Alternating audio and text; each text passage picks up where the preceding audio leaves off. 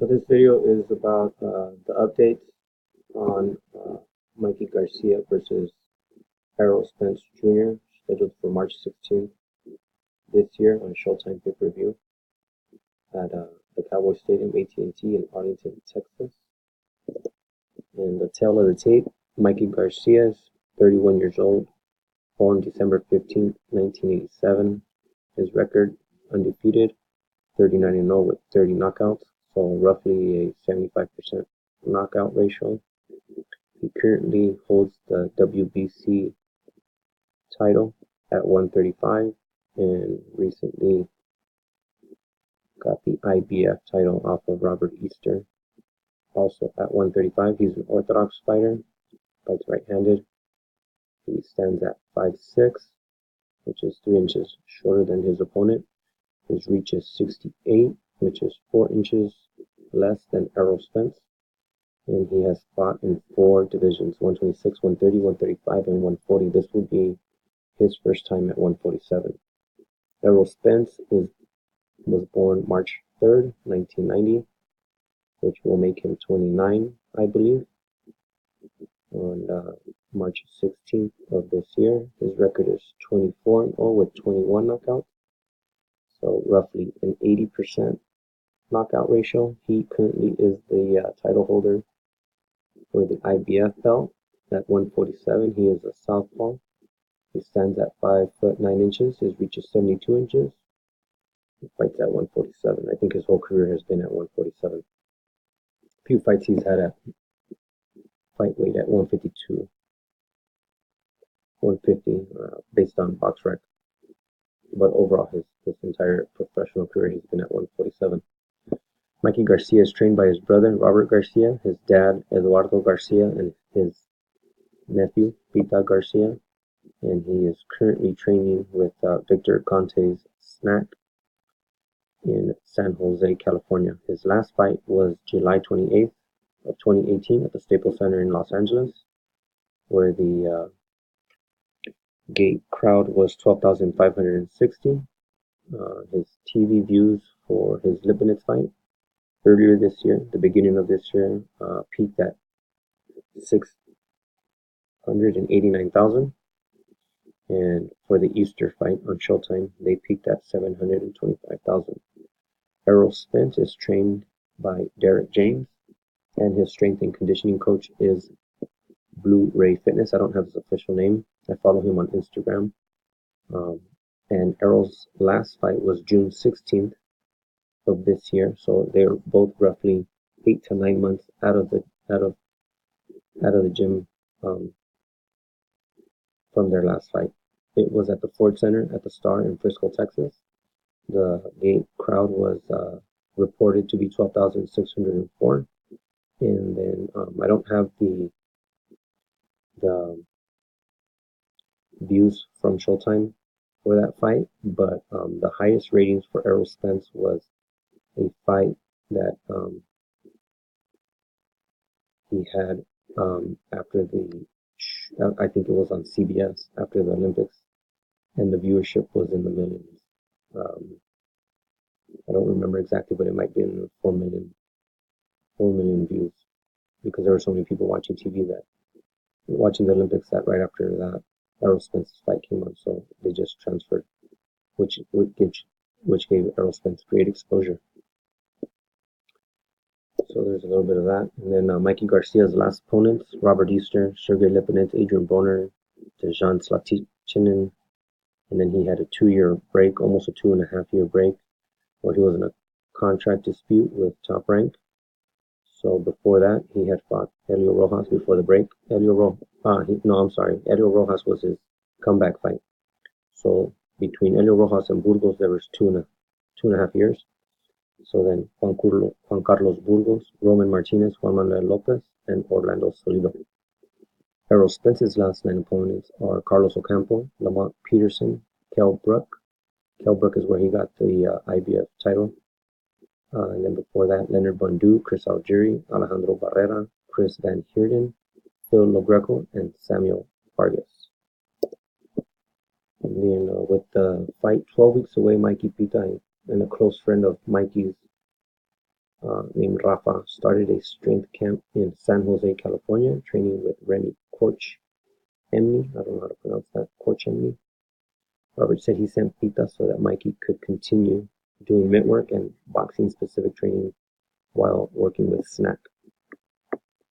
It is rumored that they'll be in San Jose until January 18th, when Mikey is set to appear before the event Prospects Collide by Garcia Promotions in San Bernardino, California. He will be signing autographs and taking pictures with fans that day.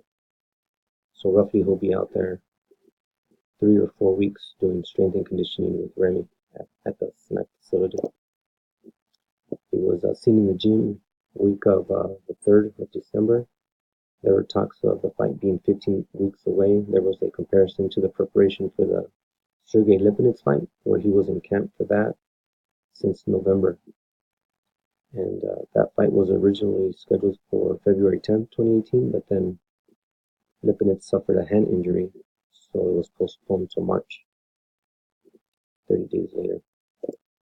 There was a comment by Shane Mosley's trainer, ex-trainer Nassim Richardson, where he was quoted saying Mikey is the Mexican Floyd Mayweather. And then I believe it was meant in the context of the conversation, it was meant that Mikey was raised around boxers and around boxing gyms from a very young age in his entire life. We just learned recently on a comment on EsNews that the Big G commented that Mikey was sparring Manny Pacquiao at the young age of 16 and 17 in 03 and 04. He mentioned that he was fighting 8 rounds 3 times a week versus Manny Pacquiao, while Manny was roughly about 30-0 or 30-1. I think he had 1 loss. And he was challenging fighters like Marco Antonio Barrera, who was 57-3 when they fought. And then while Manny was fighting for the WBA featherweight title at 126 versus Juan Manuel Marquez, who was 42-2 at the time. So I think that's what Nassim was hinting towards, that very much like Floyd, they were raised in the gym since toddlers and had experienced, older family members being boxers. For example, Mikey's older brother Robert being an IBF champion, and then Floyd Mayweather's father and uncle being professional fighters as well. Tim Bradley via Dontae's Boxing Nation says Mikey has to use his feet and his defense, head movement, just like Sugar Ray Leonard did against Hearns. Errol will be coming forward all night, and eventually Errol will get tired. Then he'll start to make mistakes. He follows up and says he doesn't think Mikey has a chance at winning. Tim Bradley also said that the fight will show that Errol is not invincible and that this kid can be hit and get touched. He also added that he puts Crawford over Spence as well. He definitely thinks Crawford can move and give Errol angles and set traps and make him pay. So that's an interview that Tim Bradley did from Dontae's Boxing Nation.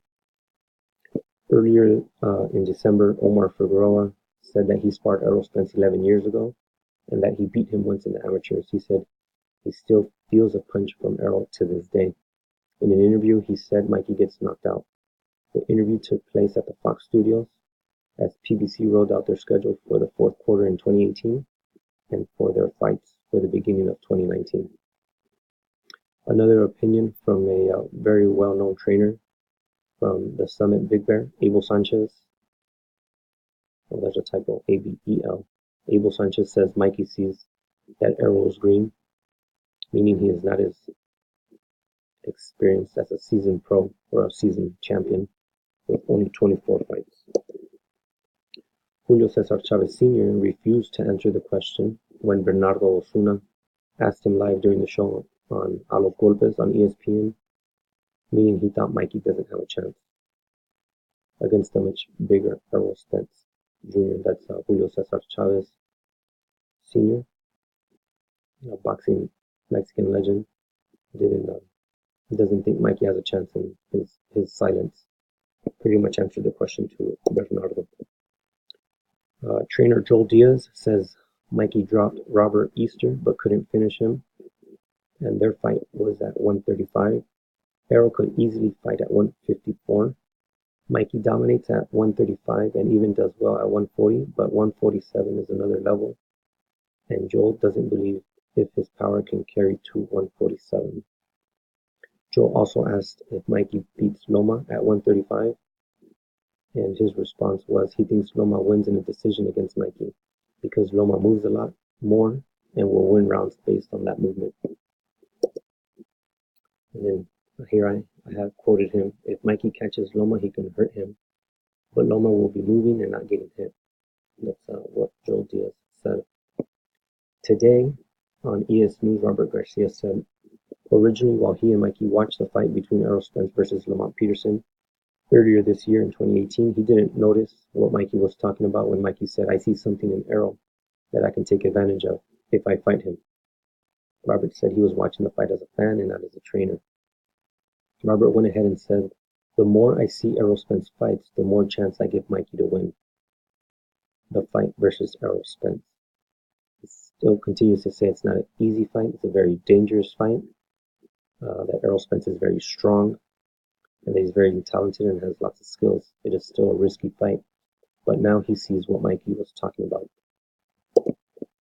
Robert also shared on EsNews that after he goes home from the gym, he watches videos on his fighters' opponents. He has mentioned on different media outlets that he has seen Gervonta Tank Davis fights, who is fighting his fighter Abner Mares this February 9th at the StubHub in Carson, California. And he replied to Fred from Barbershop Conversations during an interview that he doesn't get anything out of watching Spence versus Ocampo. That was the question posed. What can you tell us about the fight between Errol Spence and Carlos Ocampo? But Robert replied, because it was only one round, he doesn't watch that fight much. But the fights that he does learn a lot about Errol is his fight against Kell Brook and the fight against Lamont Peterson. Robert also said that he's watching Cepeda, who is Jose Carlos Ramirez's opponent, for February 10th in Fresno, California at the Save Mart.